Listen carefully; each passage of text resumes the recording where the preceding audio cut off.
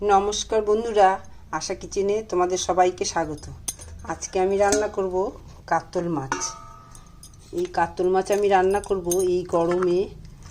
কিভাবে কাতল মাছটাকে রান্না করব সেটাই তোমাদের সঙ্গে শেয়ার করব। এখানে দেখো, খুব একটা বড় না, সাধারণ মাঝারি সাইজের একটা কাতল মাছ। এই মাছটা আমি রান্না করব।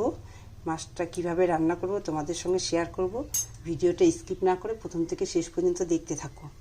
আর এখন যারা এই মুহূর্তে আমার এই ভিডিও দেখছো, তারা আমার এই চ্যানেলটা সাবস্ক্রাইব করে দিও, কেন কি আমার চ্যানেলটা খুবই ছোট। আর পাশে থাকা নোটিফিকেশন বেলটি প্রেস করে দিও নতুন নতুন ভিডিও দেখার জন্য। তো চলো রান্নার ভিডিওটা শেষ করি। প্রথমেই আমি মাছটা ধুয়ে নিয়ে আসছি। মাছ ধোয়া হয়ে গেছে, আমি নুন হলুদ মেখে নিচ্ছি। প্রথমে নুন দিচ্ছি। আমি এই সম্পূর্ণ মাছটা রান্না করব না, যতটা আমার দরকার ততটা করব আর রেখে দিব। নুন আর হলুদ দিয়ে দিলাম।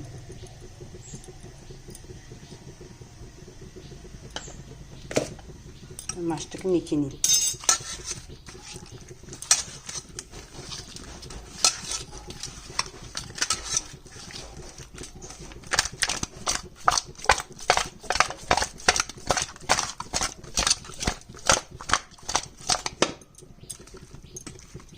মাছটা মাখা হয়ে গেছে।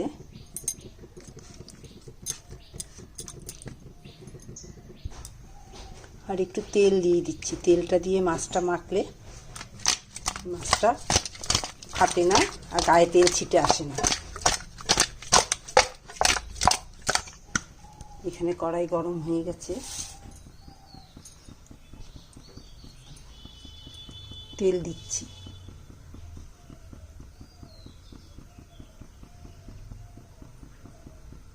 বেশি করে তেলটা দিলে মাছটা ভালো ভাজা হয়।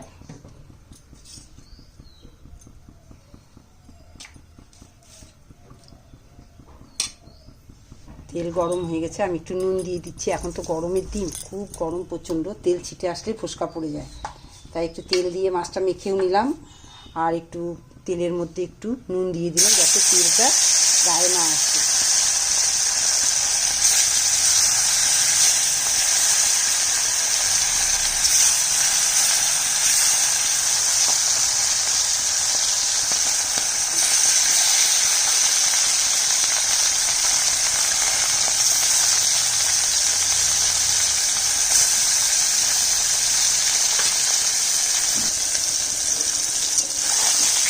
উল্টে দিচ্ছি।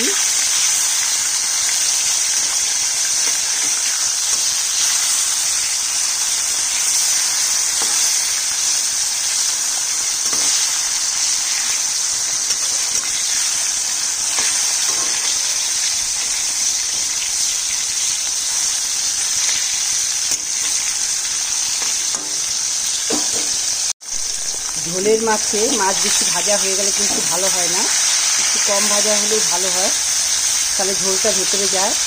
আর বেশি ভাজা হয়ে গেলে ঝোলটা ভেতরে যাবে না। তো মাছটা ভাজা হয়ে গেছে, আমি তুলে নিচ্ছি।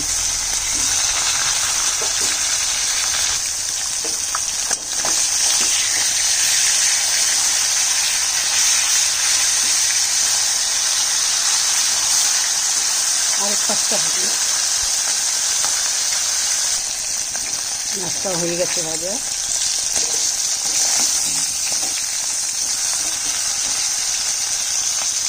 সবগুলো তুলে নিচ্ছি।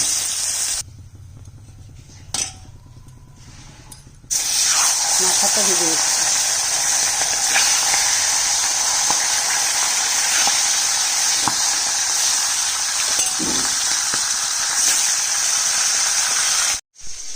এখানে আলু আছে একটা, আর এখানে ডাঁটা। এই সময় ডাঁটা পাওয়া যায়, ডাঁটা দিয়ে হালকা পাতলা মাছের ঝোল করলে ভালো লাগে খেতে। আর এই গরমে বেশি মশলা না দিয়ে আমি তরকারিটা করবো, তার ডাঁটাটা আমি একটু জলে একটু সেদ্ধ করে নেব। হালকা আমি ভাপ দিয়ে নিই।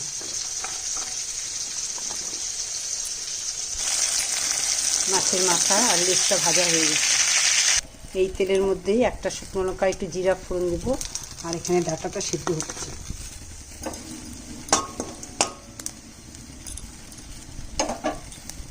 এবার দিয়ে দিচ্ছি আলুটা।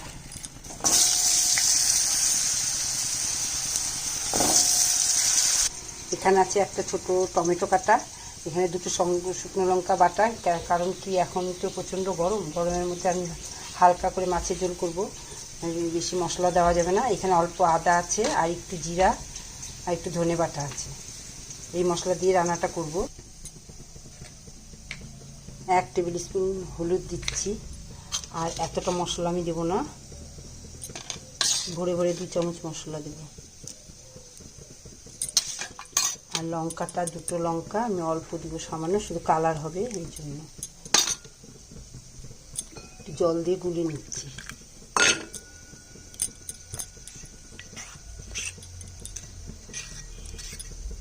আমি 2 জন মানুষের রান্নার, 4 জনের রান্নার পরিমাপ, যার জন্য বেশি নিচ্ছে না। এখানে আলুটা ভাজা হয়ে গেছে, মশলাটা দিয়ে দিই।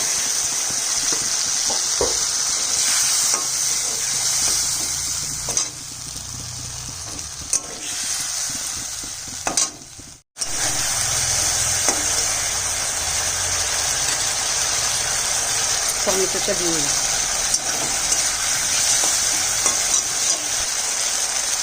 ডাটাটা দিয়ে দিচ্ছি।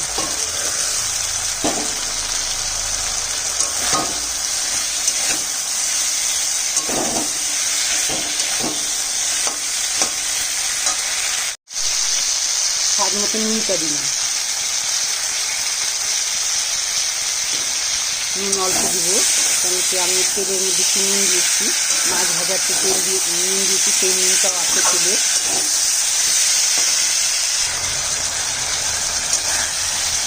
এইভাবে রোজ এই পাতলা ঝোল করে খাওয়া যেতে হবে, কোনো ক্ষতি হবে না, আরও ভালো হবে। কেন কি এর মধ্যে তেল মশলা কম দিয়ে হালকা মাছের ঝোল রোজ খাওয়াই যায়। কষানো হয়ে গেছে, এখন জল দিয়ে দিচ্ছি।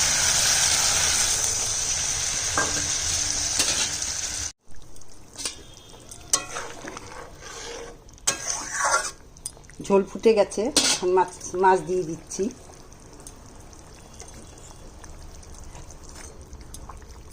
ছোট মাছ, এই মাথা দিয়ে কোনো কিছুই ভালো লাগবে না খেতে, তাই মাছের মাথাটাও দিয়ে দিচ্ছি। এইভাবে পাতলা ঝোল রান্না করে খাবেন, ভালো লাগবে খেতে। আর এই গরমে বেশি মশলা খাওয়া যাবে না, তার জন্য এইভাবে পাতলা করে রান্না করলে খেতে খুব ভালো হয়।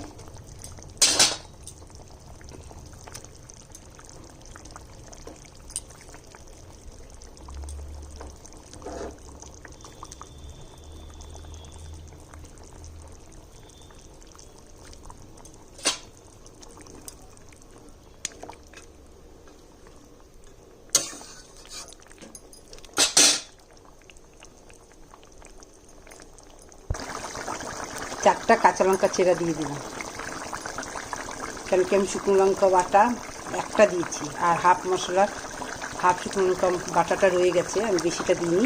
তরকারি বেশি ঝাল হবে না, কেন কি এই গরমের মধ্যে বেশি মশলাটা দেওয়া ঠিক হবে না, তাই 4টা কাঁচা লঙ্কা দিয়ে দিলাম। যে যেমন ঝাল খাবে তাই পাতে ডলেও খেতে পারবে।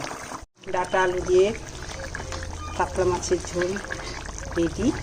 এইভাবে রান্না করবেন, খাবেন, আর অবশ্যই কমেন্ট বক্সে জানাবেন কেমন হলো। তা আজকের মতো আলু ডাটা দিয়ে লোকাল কাতলা মাছের ঝোল, পাতলা কাতলা মাছের ঝোল রেডি। আজকের মতো ভিডিও এখানে শেষ, আবার একটা নতুন রেসিপি নিয়ে আসবো। টাটা।